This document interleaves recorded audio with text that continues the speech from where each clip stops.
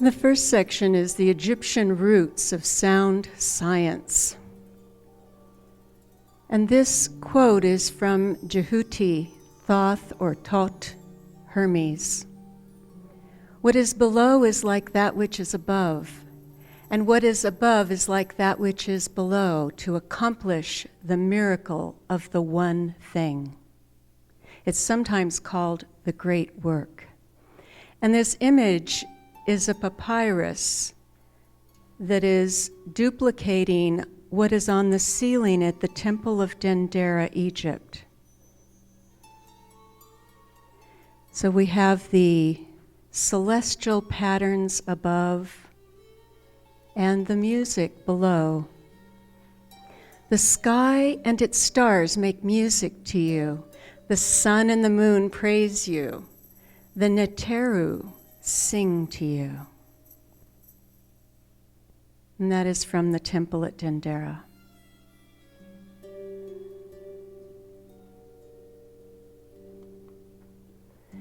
This temple is a perfect example of the principle of as above, so below. It has the heavenly zodiac above, and the temple carvings on the pillars and the walls are all dedicated to musical instruments and the goddess Hathor, goddess of music and transformation. And here you see the sistrum, the musical rattles with Hathor on them.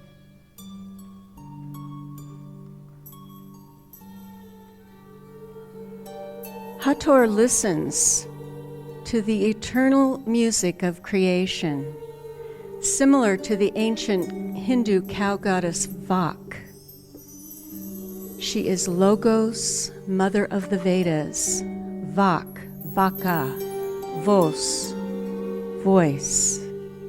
It's the root for our word for voice. Vak preceded Saraswati, and she's not well known anymore, but she is the mother of voice and song, mother of all mantras. I utter the word that gods and men alike shall welcome. I make them mighty. My word makes a sage, a rishi, and a Brahman. And that is from the Vedas. My word, my song, creates a different being. Your word, your song does that.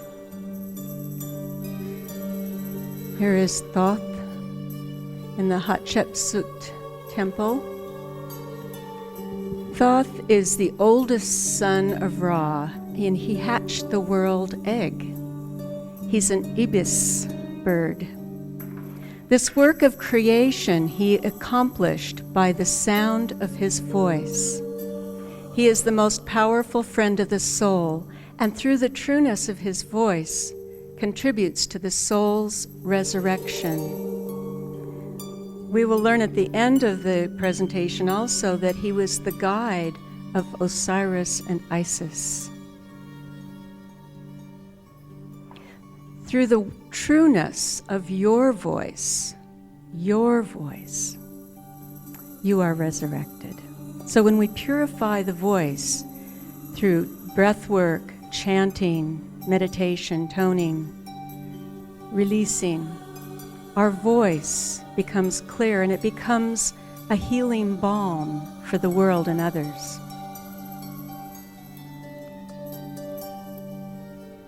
Egyptian temple music was guided by Thoth and his beloved Ma'at, goddess of truth. They taught that by continual singing of harmonious chants, humans grew like unto the gods. Also, when we sing in nature, the trees expand their force field. The stones in the stone circles in Great Britain, we did this dowsing test over and over and over. Everything increases its energy field with sacred song, with well-intentioned tones. The singing of hymns on earth is the reflection of heavenly harmony.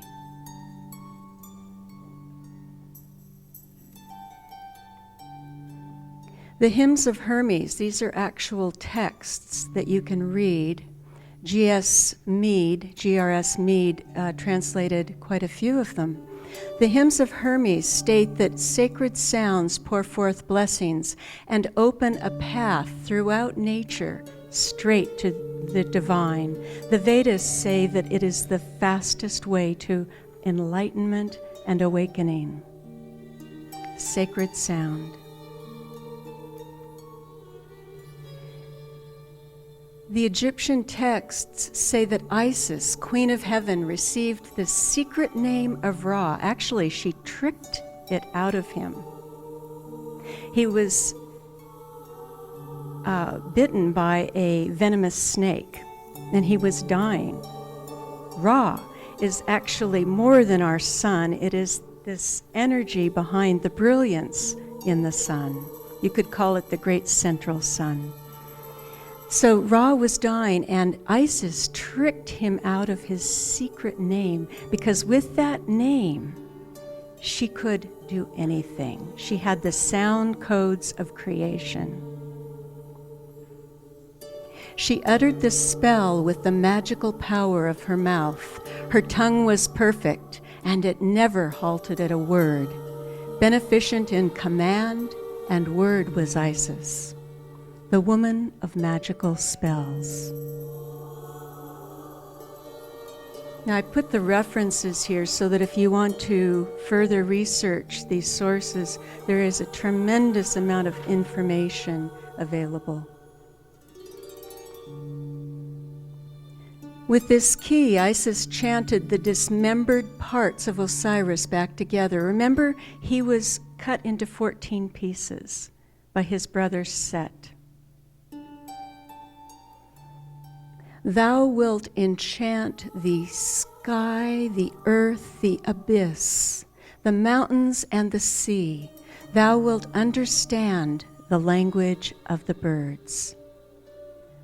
I always wondered where that language of the birds, they call it the green language in alchemy. I wondered where that came from. Of course, it had to come from Isis, and here she is with her great wings, the language of the birds. Knowing the technology and the science of sound.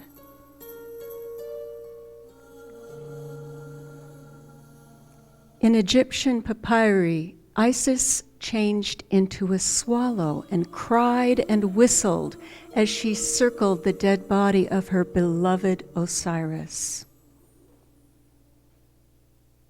It's interesting because every place that has a Black Madonna in France or Europe in general, or a temple to Isis or Mary Magdalene, has swallows circumambulating every day in the season, in spring and summer and fall. And they are whistling, and their whistling creates a beat frequency, which is 2 tones almost rubbing, really close.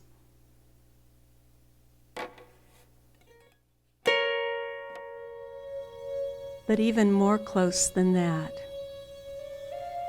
And it creates an altered state, sort of like this whistling flute. The song of Isis enchanted and infused Osiris with life to give birth to their child, to their creation, Horus.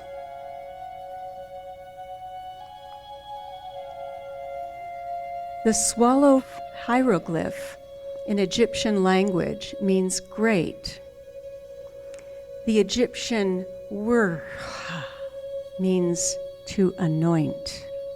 So these are connected with Isis, the great winged one. I have a sense that she's one of those of the bird tribes that came a long, long time ago. And when you go into many ancient traditions, you find people that are with wings or manifestations of birds like Quetzalcoatl, the plumed serpent. He's plumed, he's a feathered serpent. The transformation into a swallow is one of the magical texts in the Egyptian Book of the Dead.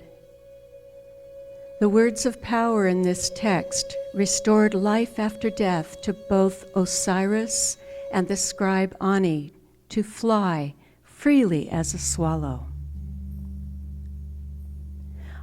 And here you see the swallow on the bark of the sun. This is the hieroglyph.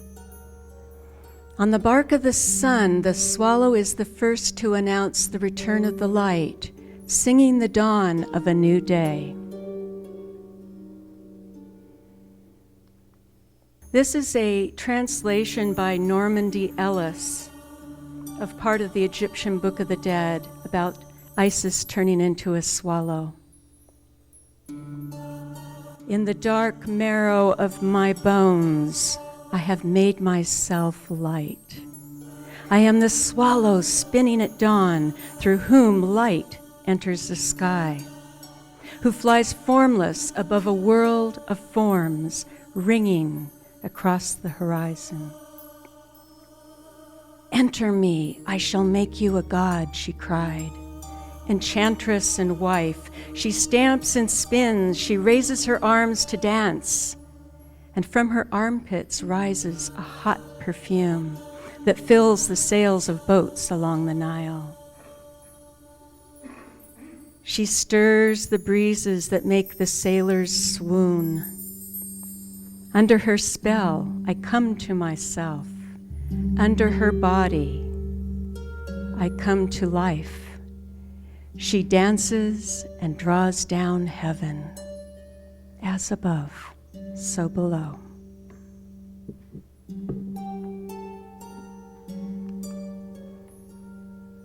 And this is a voice print of a swallow song. The dominant notes are C sharp and F sharp.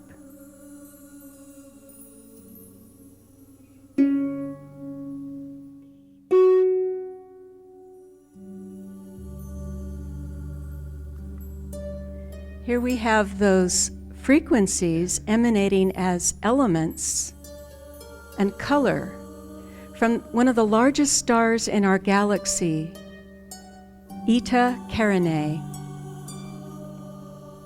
Interesting, one of the largest stars in our galaxy is emanating these frequencies. And the swallows are mirroring on the earth that song.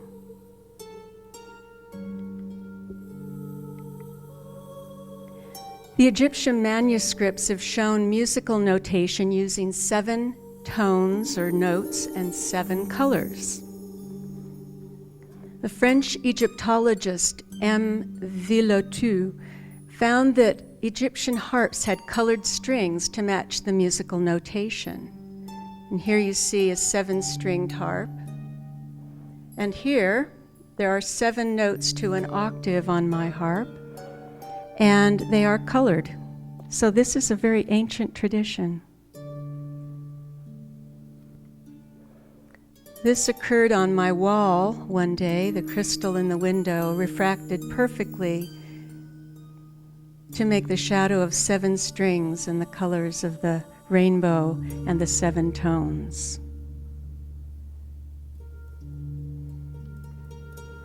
And we have the 7 tones and colors in the human energy system.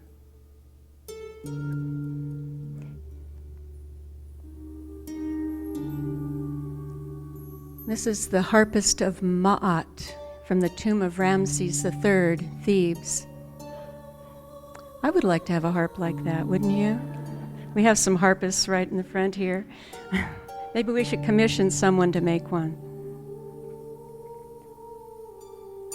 The Egyptian temples were built in alignment with the heavens. Each temple is tuned to a unique musical scale based on its dimensions and sacred proportions. In the early 90s, I was working with Carol Horn and Antoine Sarand in Egypt. And I guess my first trip there was in 87, and I noticed that the temple walls of Abydos were ringing singing back to me. I was dumbstruck. I was shaken. I had never had that experience anywhere, singing or playing the harp.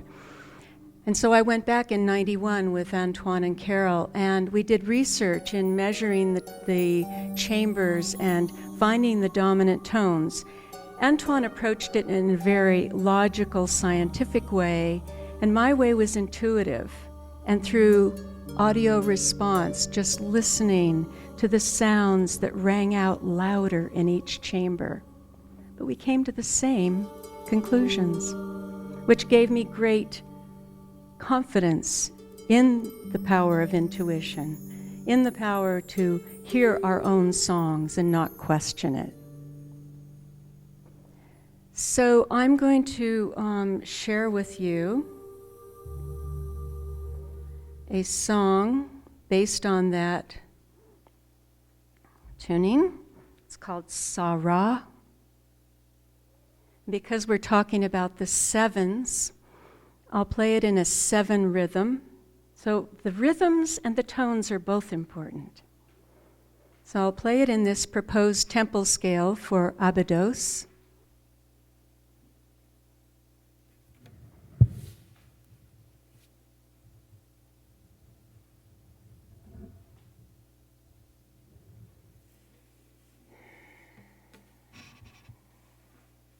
So just relax and dream a little bit. Imagine that you're in the temple of your choice. It could be Abydos or Philae, Dendera.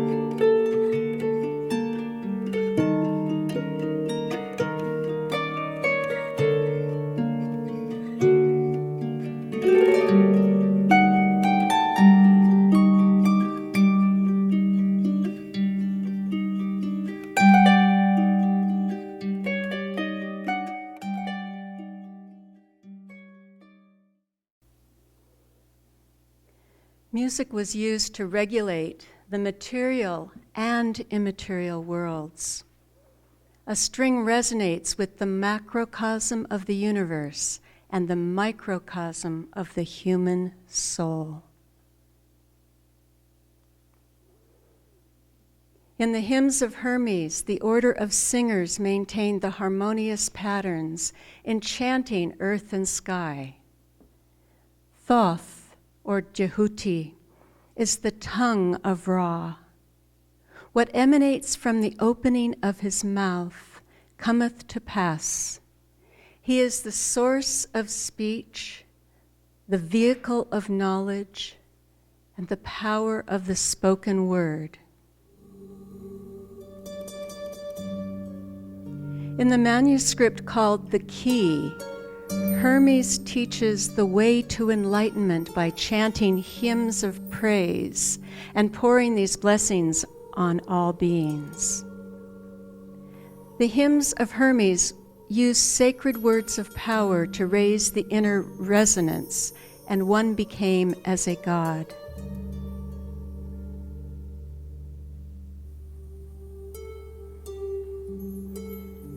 The serpent was said in the book of Moses to be the most wise and knowledgeable of all creatures. Somehow it fell just like Eve. What a shame. But we're here to retrieve the serpent of knowledge.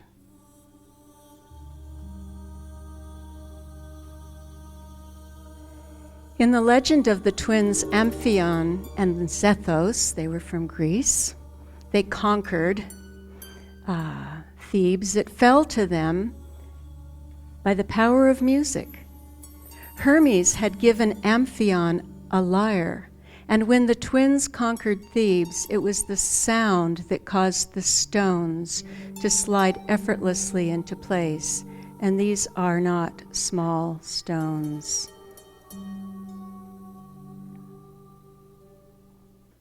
In Tibet, Swedish aircraft engineer Henry Kjellson witnessed 200 lamas levitating huge blocks of stone up a 400-meter cliff.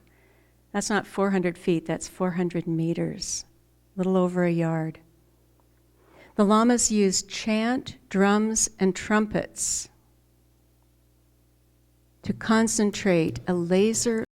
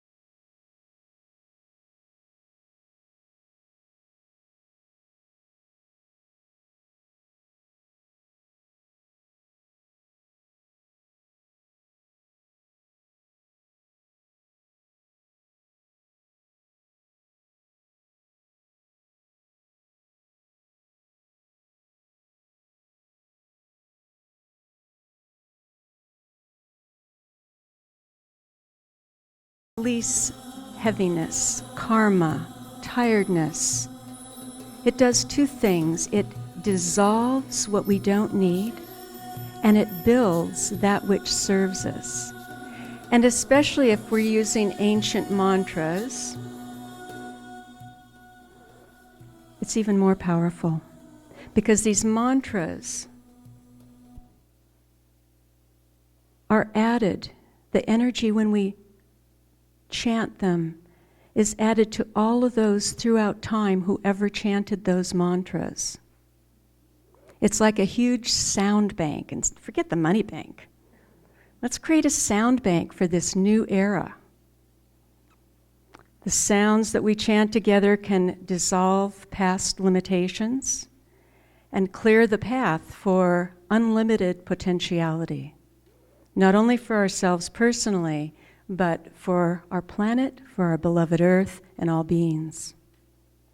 By the way, Bardo Rinpoche is going to be in Phoenix this next weekend. He's from Woodstock, New York. He actually just moved into a new monastery in New York nearby Woodstock, but he is the Rinpoche who came to Sedona many, many years ago and gave us a very powerful teaching about the power of sound, and it happened to be on the eve of my departure for England, leading a group and doing chants in Stonehenge. And I thought, oh, this is so perfect. And what he said is that when you do a mantra in a sacred place, like Sedona, or anywhere that is sacred to you, that benevolent power is multiplied more than 1,000 times. Or if you write the mantra in the sand at the beach, or in the soil out in nature, or over the lintel over the door, it blesses all those who pass through that door. So I'd like you to join me in doing the Red Tara mantra. When I asked the Rinpoches that I know, I wanted to know what it is about the Red Tara. Of course, she's very strong in her red aspect. There are 21 aspects to the Taras. In her red, she's a very fierce protectress, very strong. So if you need protection or strength or energy, you could chant to her. The words are Om Tare Tum Soha. When I asked about the purpose of doing this chant, I was told that it helps create you as a Tara, you as a Buddha. So it develops that inner essence, that ground luminosity of Buddhahood.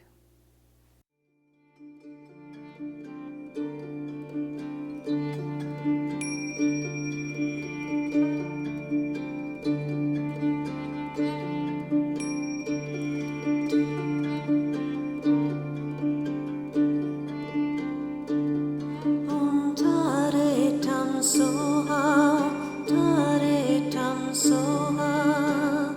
Om Tare Tam Soha.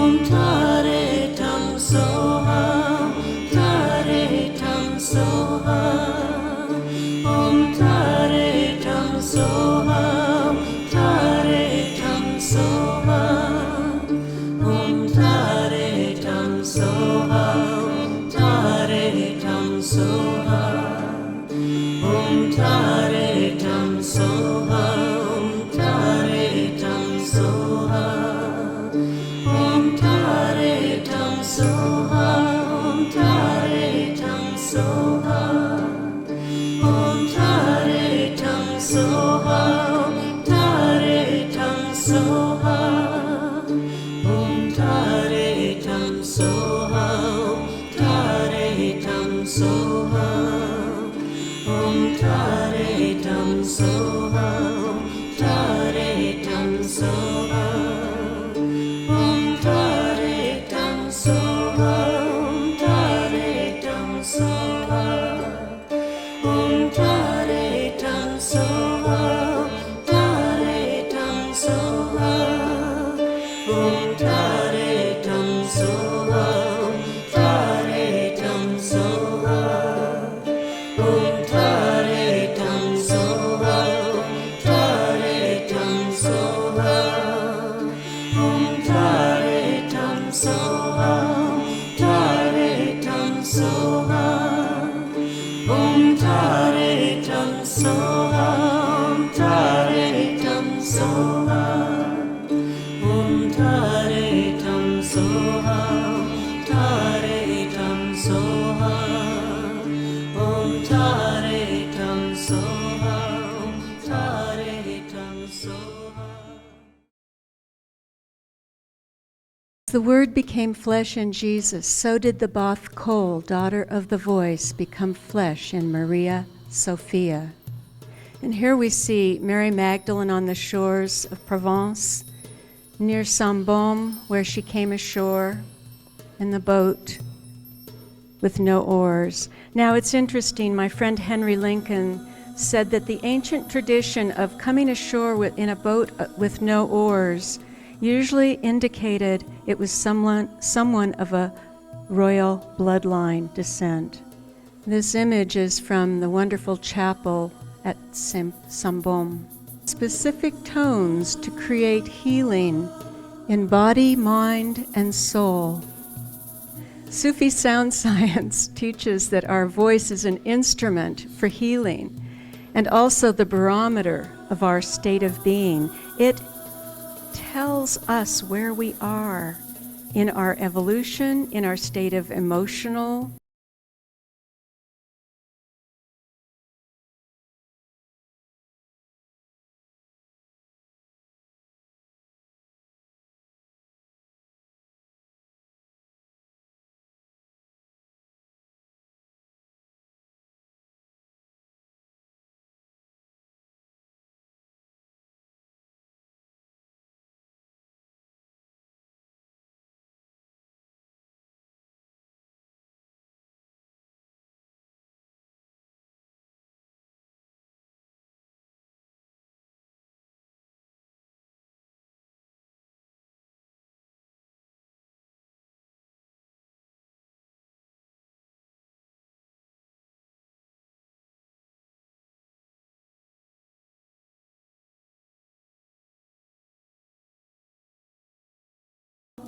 until I started working with sound and developing my own energies and my own voice.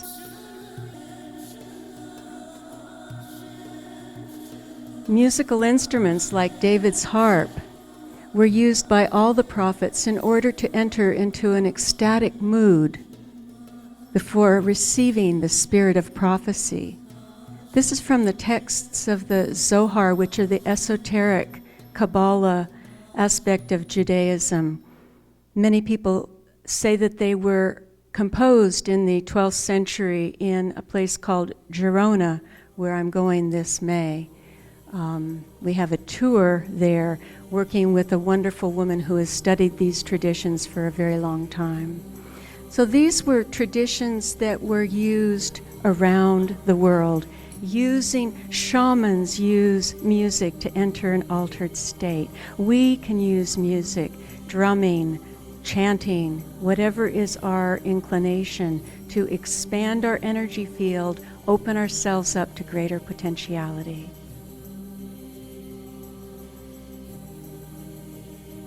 So, looking at this image, just to observe it a bit.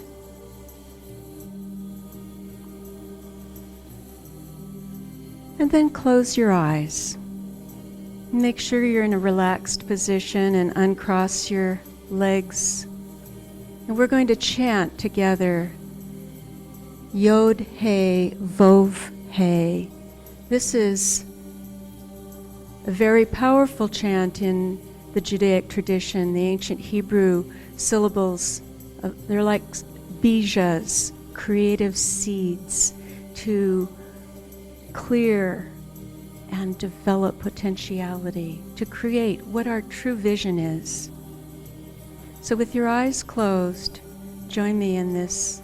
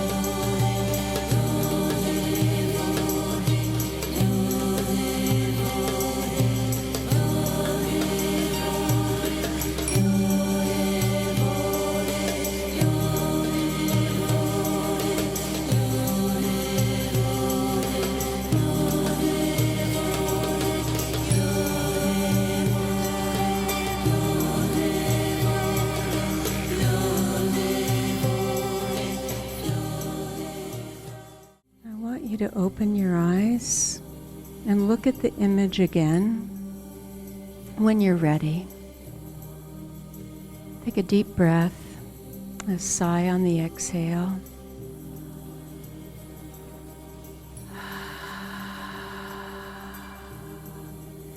And see if it looks different.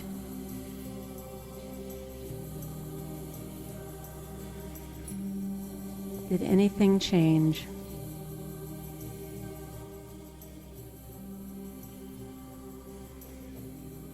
Any feedback from the audience? Any change that you're aware of? Yes. More colors. Ah, you see things that you didn't see before. A heart. Uh-huh. Things. And what? The temple is bigger. It grew. The doorway seems to be more inviting. It has dimensionality.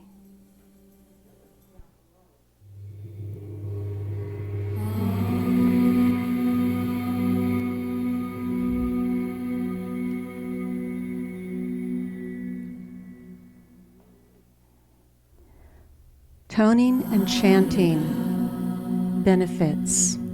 These are just a few. It increases sensory perception, as you just discovered, clarity, and intuition. Toning and chanting releases limiting beliefs, stress, and dis-ease. It charges the brain and alters our brain state, inducing alpha-theta states, which are associated with healing. We did experiments in the research labs at the University of Washington Medical Center and found that dowsers, shamanic healers, energy workers, and toners like me all entered the alpha, then theta, and even delta states when we were in the process of opening. It synchronizes the heart-brain-body rhythms, producing a state of centeredness, balance, and integrity. You feel a bit of that tonight, probably. And in your own practices, I'm sure many of you have. It dissolves the veils to remembering original intention. That is one of the greatest gifts that this toning and chanting and sacred music making can do. I don't want to leave out dance, but that's just not my job this lifetime. I love to dance. And often the dance goes with the song. It expands our life potential and creativity, opening a gateway for soul freedom.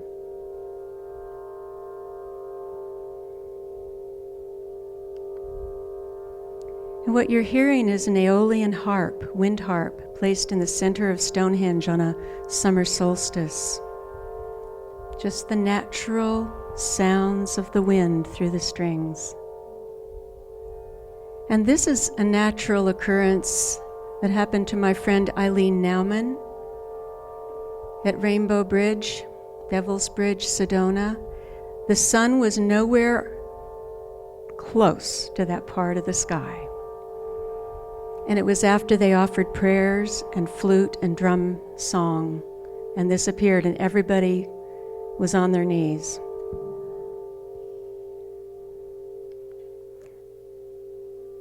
This appeared right in front of Madonna Rock. Here's the Madonna and Child right at the Chapel of Holy Cross.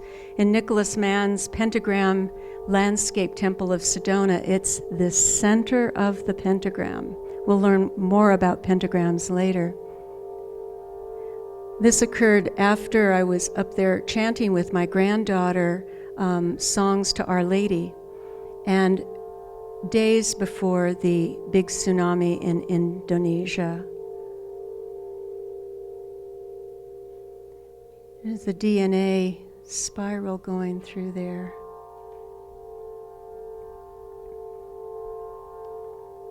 And here's another image from genetics of the DNA spiral. Russian biophysicist, any Russian speakers here? Anyway, he found that human DNA can be reprogrammed with harmonious sound and positive language. This is the ancient Hermetic knowledge of the power of mantras and sound. Mantras are formulas to vibrate the highest human potential and re-enchant our world. As I was saying about the University of Washington research, here is a chart of some of the testing of what happened to the brain. This is the beginning. I guess I already had a fair amount of theta going on. I had been listening to the Songaia CDs that you'll hear later on, and then toning with them really peaked the theta level. The theta, the green, the alpha is the red, beta over here, and delta, the really deep level in the blue. Then both the alpha thetas peaked. The brain went into an altered state, and then they totally balanced. So these are some of the things that happen when you're toning and chanting. This is a energy field imaging machine that was testing in Mexico City many years ago, coming off the Avenue Insurgentes, the largest, most congested road that I know of in the world. I think it is the longest in the Americas. And it was fairly stressful, and the aura field is quite lopsided and very high beta brain state. Not high beta, just beta state. And after 1 minute of doing Om Mani Padme Hum, this was an old photo, so this is faded a bit, but these were very brilliant, deep royal blues and purples that were developed, which indicated an entry into the alpha theta state.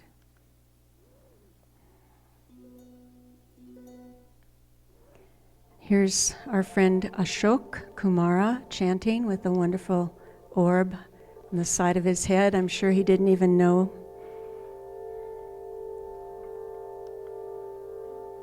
And I'm playing for a mass for a dear friend who passed over, and I'm chanting. And my friend took this, and then there are various other little orbs around. It's a church in Rennes-les-Bains, France.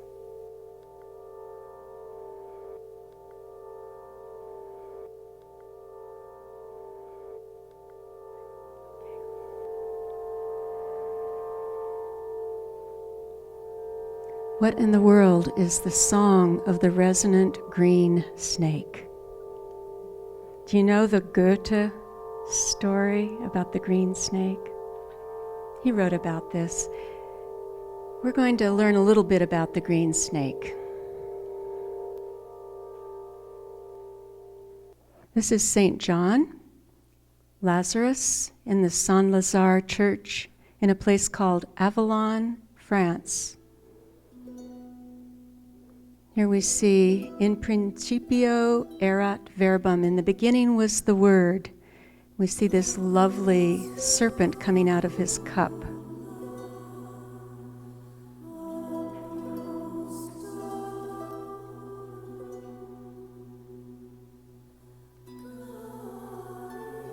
Here he is again in a Catholic church in Massachusetts, Westford. Now it's a green snake. This is a well-known alchemical symbol of resurrection and renewal, coming awake, and it's in his cup, the Grail cup. Here's in Troyes Cathedral, southeast of Paris, another green snake, but this time it's a feathered serpent, just like Quetzalcoatl in the Mesoamerican tradition. We find the same symbology all over the world, rooted in the earth and sprouting wings, balanced. Transformation, resurrection. Here we see it in the image from Egypt. The serpent shape can be symbolic of energy movement, water, wisdom, kundalini rising, sound waves, resurrection, and it happens to be the symbol for the age of Aquarius. Two squiggly lines, just like two snakes. That's the age we're entering into. So I think it's high time we retrieved the snake. Here's the front of the same Saint-Lazare church in France, Avallon, France. Look at all these amazing serpents on the front. It's a resurrection chapel. By the way, the nearby next village is Vézelay, where Mary Magdalene has her church, basilica. They were brother and sister, and they worked together closely in the resurrection mysteries. This window is in the Madeleine Church in Rennes-le-Château, and the sun was over in the west, which is behind my head when I took the shot. This was a miracle of Lazarus rising, I felt, out of his window. That's Lazarus Rising's window. Lazarus received the resurrection mysteries teaching from Yeshua as recorded in the secret Gospel of Mark. It was an all-night ceremony. And here's a quote from the Pistis Sophia in the words of Yeshua. Magdalene and John, the Virgin, will tower over all my disciples and all men who shall receive the mysteries. Well, we've moved on now. It's available for all of us. That's the good news. Here's a performance with an altar to St. John as the eagle of the four apostles. That's my friend Francoise and myself. Troyes Cathedral was the place where the Grail mysteries were written. Troyes was a center of Knights Templar. It's where Joan of Arc rode her horse onto the high altar and proclaimed for the people's liberation of France. She rode her horse up onto the high altar. She had some energy, that girl. We all love her. Here's the Apostle of the Apostles in Saint-Michel, Tarascon-sur-Ariège, near the Pyrenees, the foothills. From the Pistis Sophia Codex, it says, I have had faith in the light, and it remembered me and heard my song. He has placed in my mouth a new song. Sing praises to the light, and I will bring you to the region from which you descended. That's the work of Sophia, to retrieve souls. Sophia simply means wisdom. Chokmah, wisdom. Pistis is faith. She had faith in the wisdom. Some wonderful winged Isis, pregnant with the bridal knot at her belly. This is a chateau near where I live in France part-time, where we do different events. It was also an observatory for the heavenly cycles in the medieval era. There are 14 of these gorgeous girls with serpent bodies.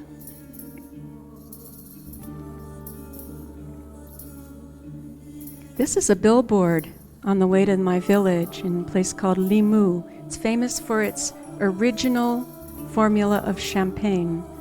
The Grail cup is filled with golden elixir, the serpent green and winding and entwining as the vine, the temple behind. And here is a wonderful alchemical image from the 5th century. The alchemy of the 9 musical spheres of creation and the 9 muses. The serpent flows freely and easily through the spheres as the life force and divine song of creation. We have the jed pillar of Osiris, and kind of similar in the US genetics image. We find these images everywhere. Sound, breath, and meditation is the key to awakening the internal serpentine pillar of light.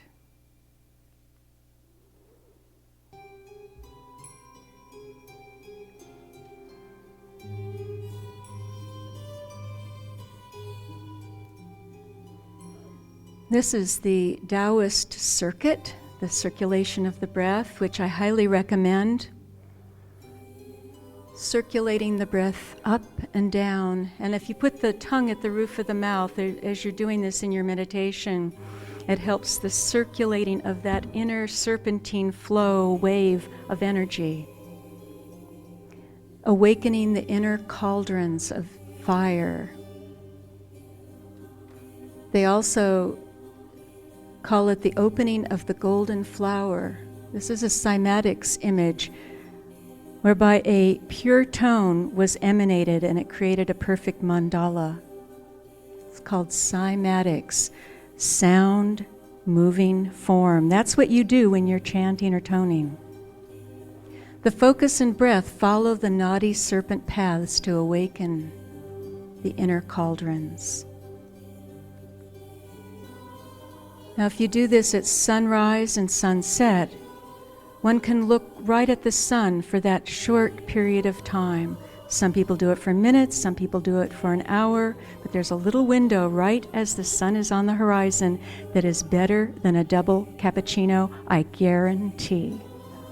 I highly recommend it if you want your frequency to match the solar emanations that are going on now. So we're going to cover, I hope you don't leave when we take a break shortly, because I want to cover some of the effects of those solar radiations that are coming in now.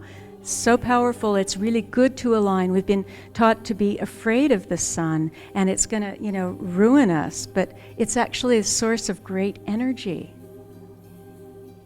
The Nassenes, which were the ones related to Yeshua and his tribe, and the Essenes as well, combined chanting with sun gazing.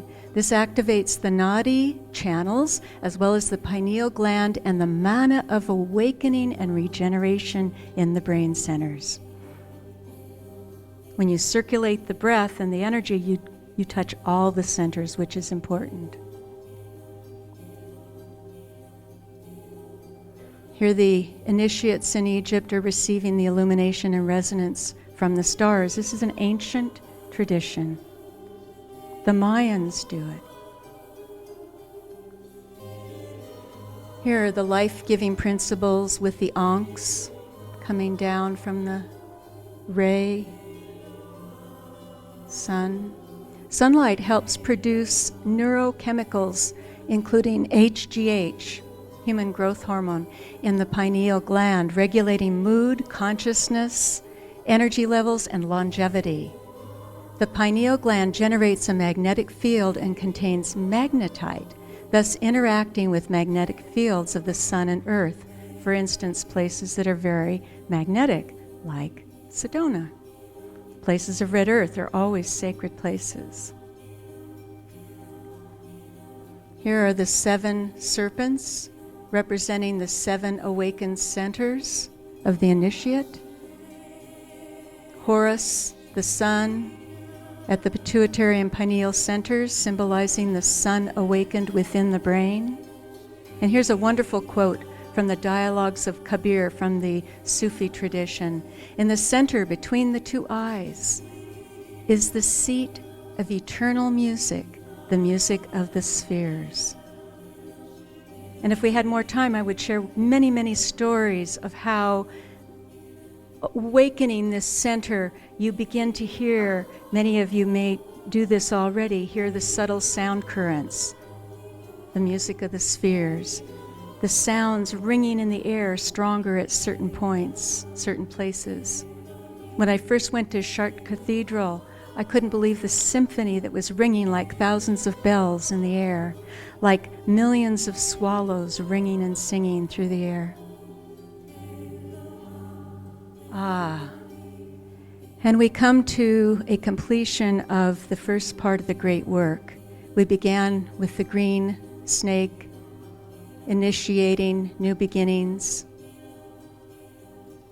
and we complete with the red, the full circuit, the inner circuitry connected.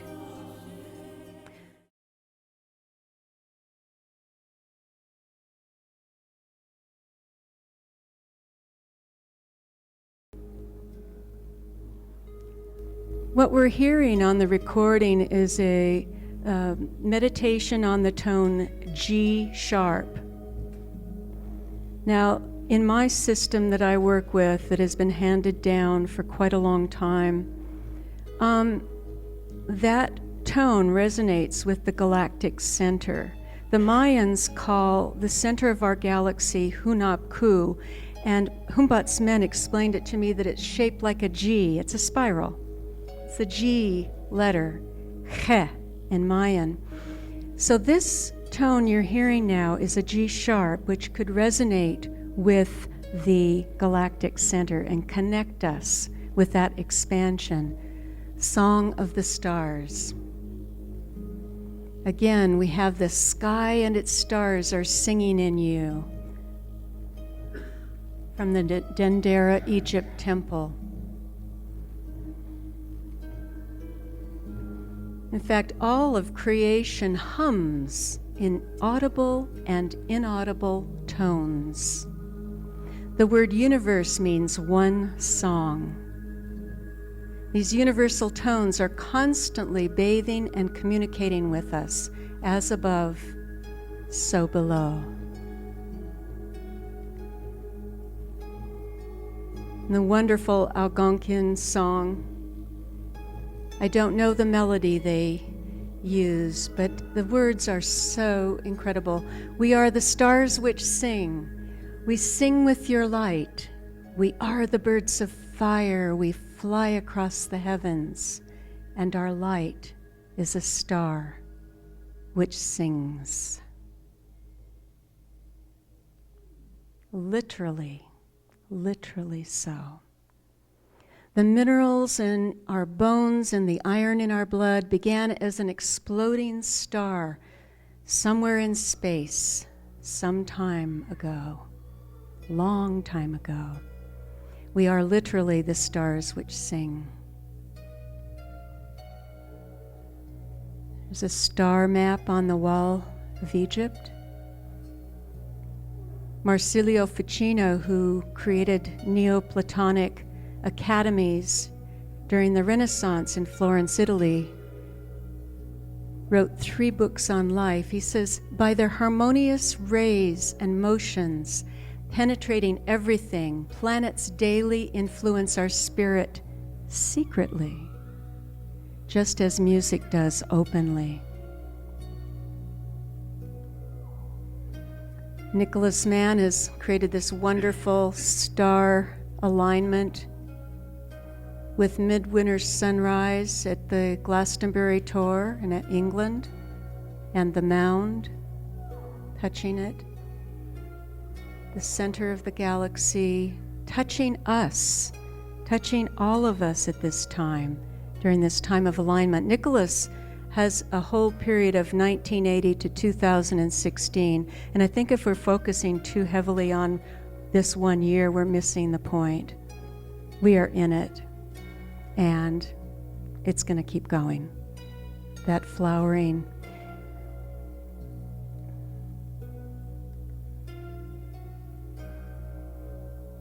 Huge solar mass ejection that occurred on 11/11/11. Now, I have to admit, I was skeptical. I thought, they're just creating the 888 again, or the 11/11/11, 10/10/10. Oh, I mean, this isn't really holy day. It's not a turning point of the seasons. But guess what happened? The sun listened. The sun responded. So as people gathered around the earth, and they were praying and singing and chanting, the largest wall of plasma that solar astronomers have ever seen erupted. Also, at that same time, a gigantic magnetic rift appeared in the sun. It's really speaking now. And when we entered the year of the water dragon, 23rd and 24th of January, what do we get? A huge green dragon over water. The sun exploded, connected with that new moon.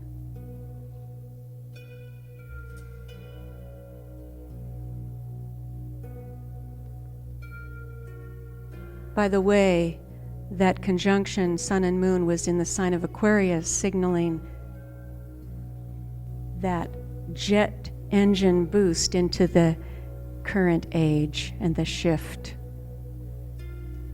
Astrophysicists are studying the song of the sun in a project they call GONG, Global Oscillation Network Group. Astrophysicists from all over the world are measuring the song of the sun to see how it is affecting life on Earth, and certainly we are seeing that it is. Shortly after 11/11/11, November 15th,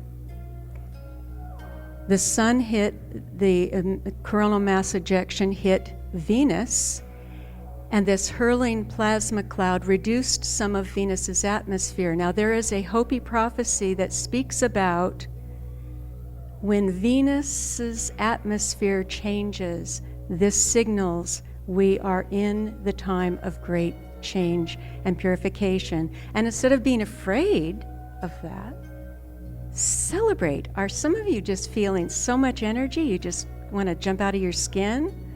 I am. There's so much potential right now. This is a disk of Venus pouring forth illumination, just like the Egyptian initiates were receiving, the direct resonance and illumination from the stars. The Aztec tradition says that Quetzalcoatl, the plumed serpent, emanates from Venus and will return to Earth in 2012. In a rare transit, Venus will pass directly in front of the sun on June 6th, this year.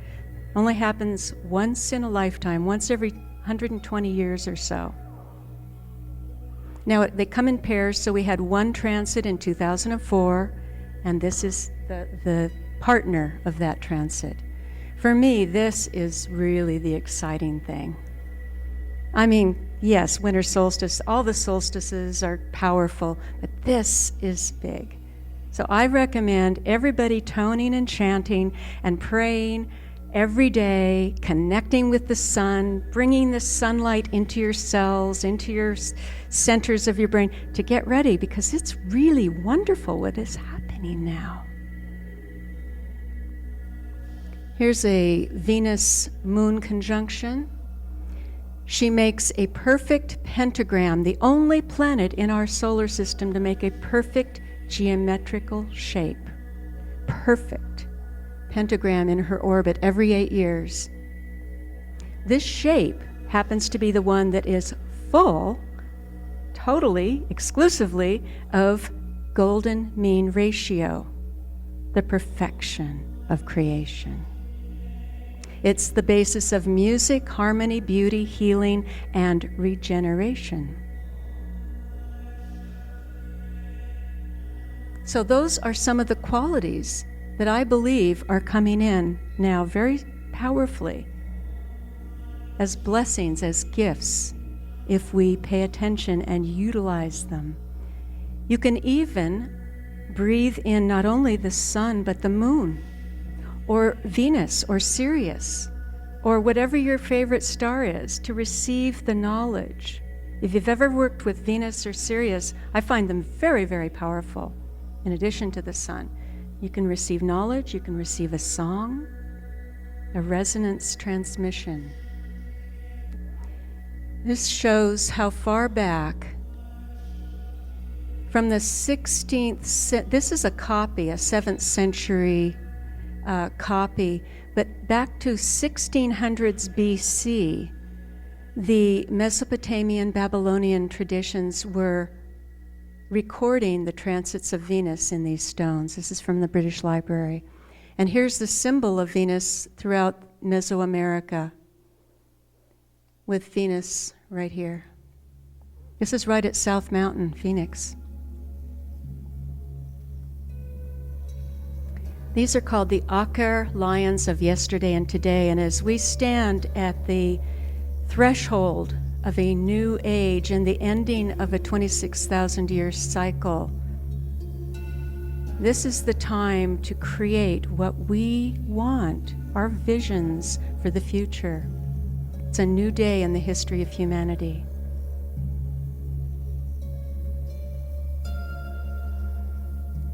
And in the ancient traditions of the Middle East, God was expressed in several various ways as El or La, meaning the one or I am that I am.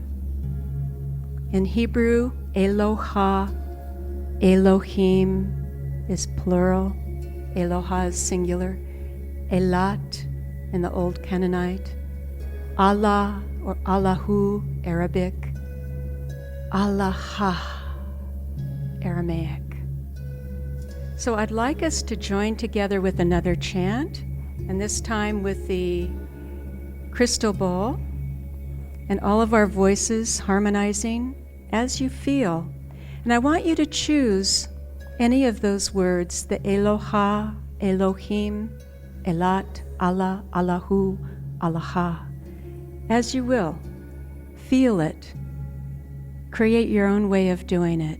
But try to listen to the other voices, and let's create a beautiful gift for the earth together. So I'm going to start it, and then I want you all to join in.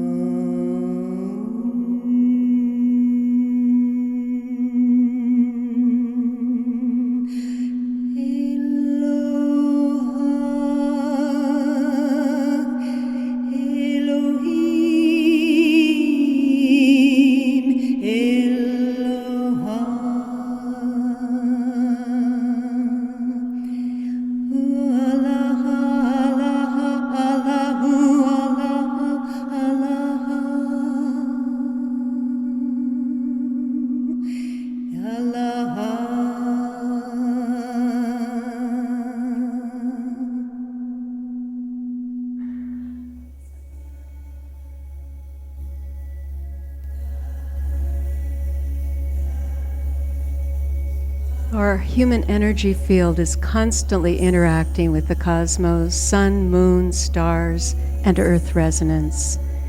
These cosmic frequencies also influence all biological systems and growth patterns.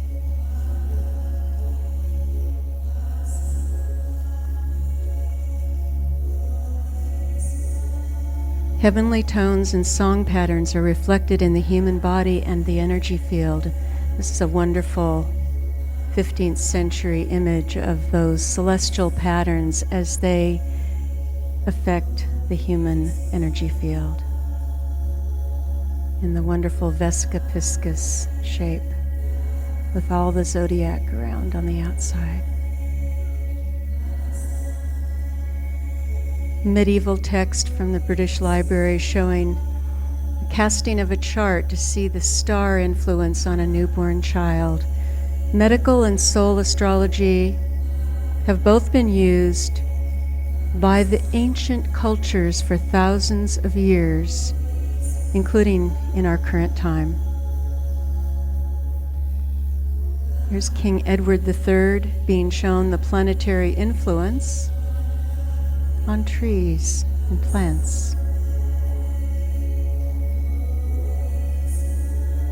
The key is to restore all the frequencies, to become whole and integrated for healing.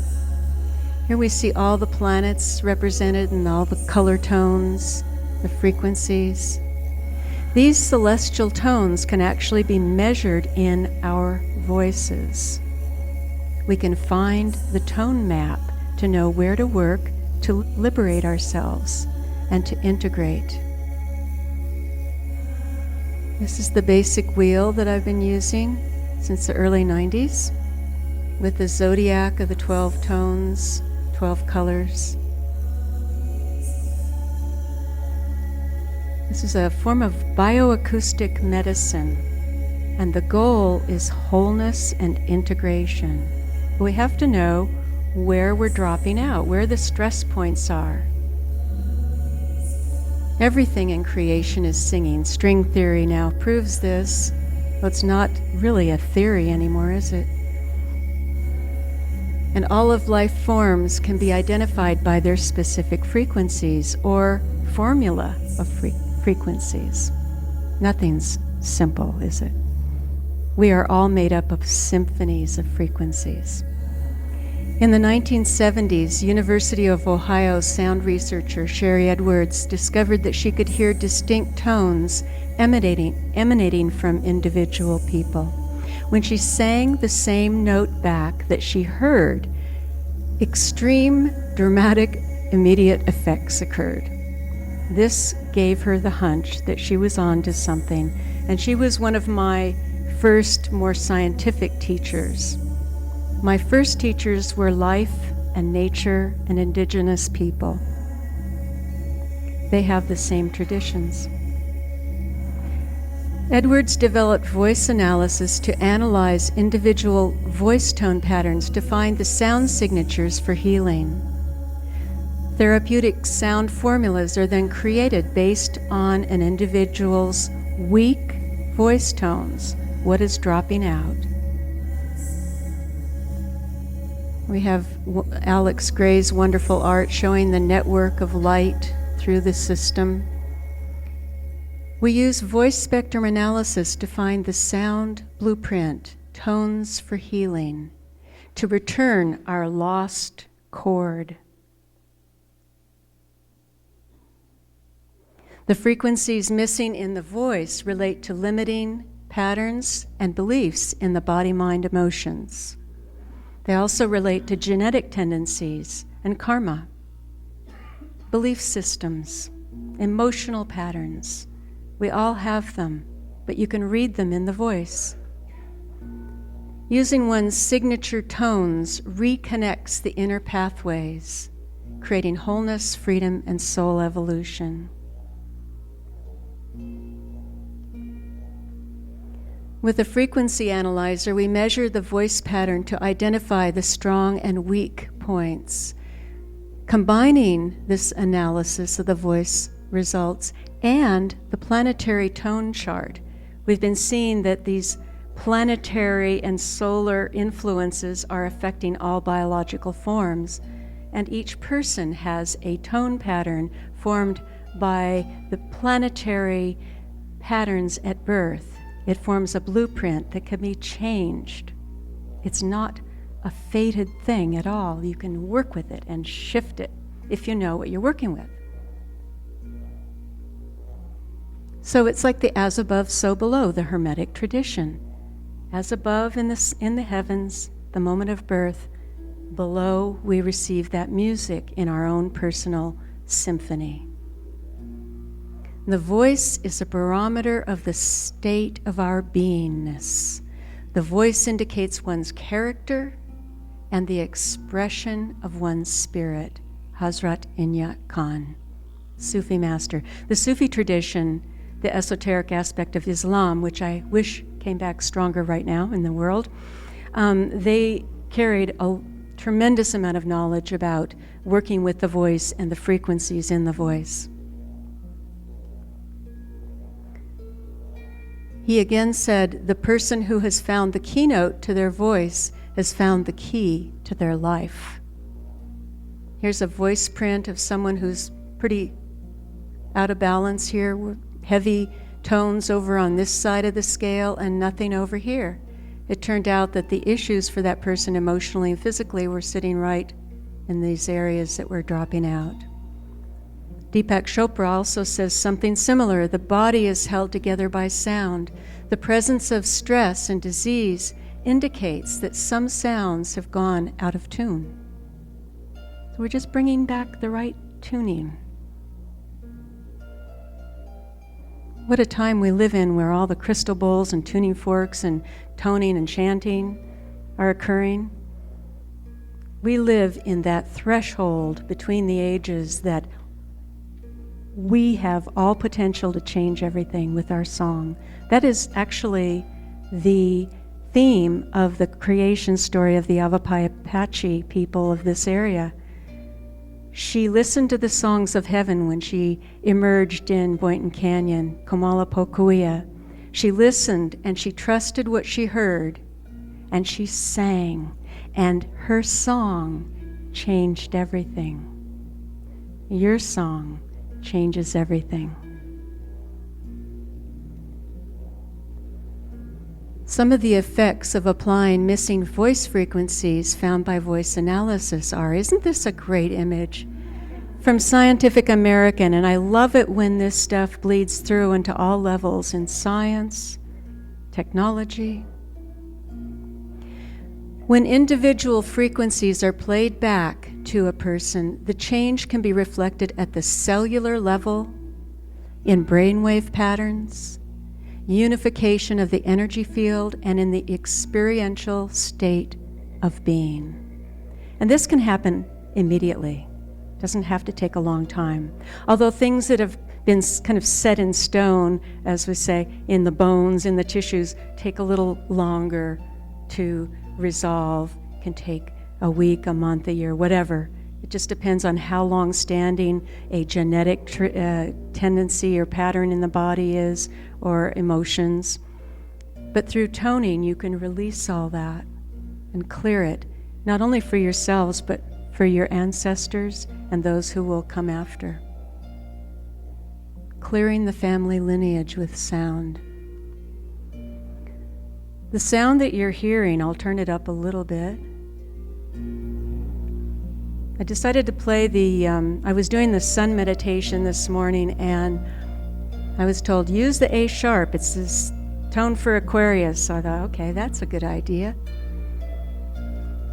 And this is a sound meditation, 15-minute long, using didgeridoo, overtone chanting, mantras, and harp, so that people can tone along with these tones and assist them. Sometimes we don't know where to start.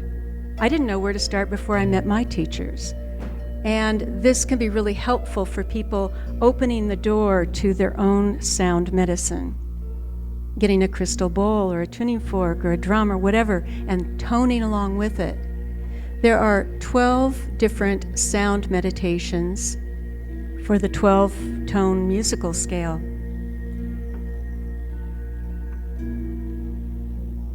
Each tone relates to specific nutrients, organs, physical functions, mental, emotional, and genetic patterns, trying to cover all the bases there. Just to let you know that everything carries a frequency, even a thought, even a feeling. It all has frequency that can be measured. Therapeutic formulas are then created based on the frequencies stressed or missing in the individual voice and the planetary tone pattern. They mirror one another, as above, so below. Cannot wait to show you how this is rooted in the traditions, in the mystical, Western mystical traditions in Europe. It goes from Egypt, Babylonia, and before, and then it filters into the West through the Hermetic texts. And it'll all start making sense. We're running a little short on time, but I'll just hit on a few of these cases that were really wonderful and striking. In Mexico City, I've done a lot of work for many, many years. And the children in the clinics that they were using the Songaia sounds that you're hearing were suffering from limited motor response. They were frozen physically, as well as autism, inability to speak or share, come out of their shell. They saw coordinated movements, and what was interesting is they saw circular movements with these sounds like you're hearing. This is what they were using, and the children started moving in circles where there was no movement before because of the cyclic repeating of 60 beats per minute or slower. It just got them out of their shells. They began communicating, vocalizing with the music. Little autistic son, I've told this story before, he was speaking total gibberish. I could not understand him. I did the analysis, got the voice print, and then I went over to the harp and stood. Began to play.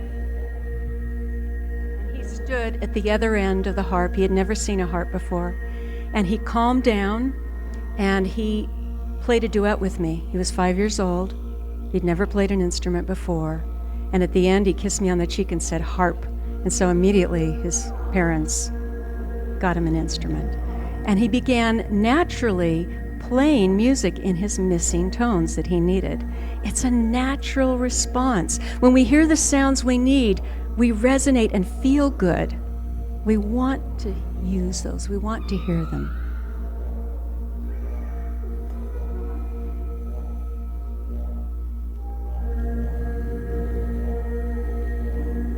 Oh, in a dolphin project I was doing with autistic and disabled children in Mexico City, Dr. Fritz Zimmerman said that there was a synchronization with the waveforms between the therapists, the dolphins, and the children in a state beyond separation. And in that state, the children came out of isolation and they could communicate. They began to develop all of their sensory abilities. All of these are online. You can see them on the voice analysis page. This is fun. This was a wonderful local client. After 1 week of toning her C sharp, which relates to root chakra issues, sex, money, power, she was more relaxed, uplifted, libido increased dramatically. I should use that on television. If I ever wanted to get really busy.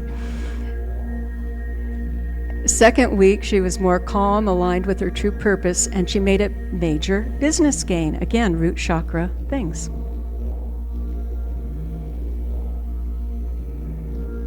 A guy who was kind of a bit mousy got really empowered, and their relationship improved a great deal. Basal temperature, thyroid balancing, use in body work and other therapies, it can increase the efficacy. This is an interesting one. I didn't show you the images because I was in my underwear and it's really embarrassing. But the video imaging footage taken up in Bellevue, Washington with the same doctor I mentioned earlier, Dr. Juan Acosta, showed that there was increased light in and around the body after toning, a very short time, like a minute. And dark, congested areas became 60% brighter, and the same result occurred while holding feelings of bliss and gratitude. So I highly recommend toning with the state of gratitude. Find something that you can appreciate about yourself or another and focus on that feeling of gratitude, and it totally shifts your frequencies within and without. Here's a family in Portland. Now the husband's singing all the time. I hope she enjoys it. And they're singing as a family. Now that's wonderful.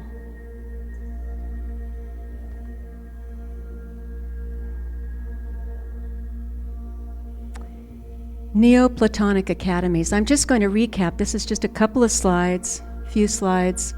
But to recap some of the basic principles that we started with, the Hermetic sound traditions from ancient Egypt.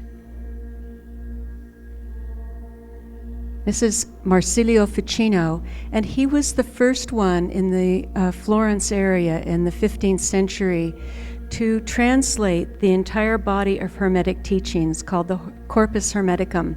This painting, by the way, is from Leonardo da Vinci. They had quite a crew of incredible artists and thinkers and practitioners of these sacred arts during that era. And they exploded these traditions into Europe, and there was a great flowering.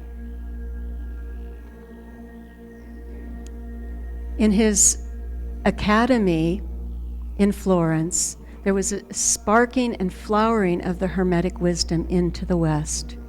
They combined the study of astrology, music, and medicine. Sound familiar?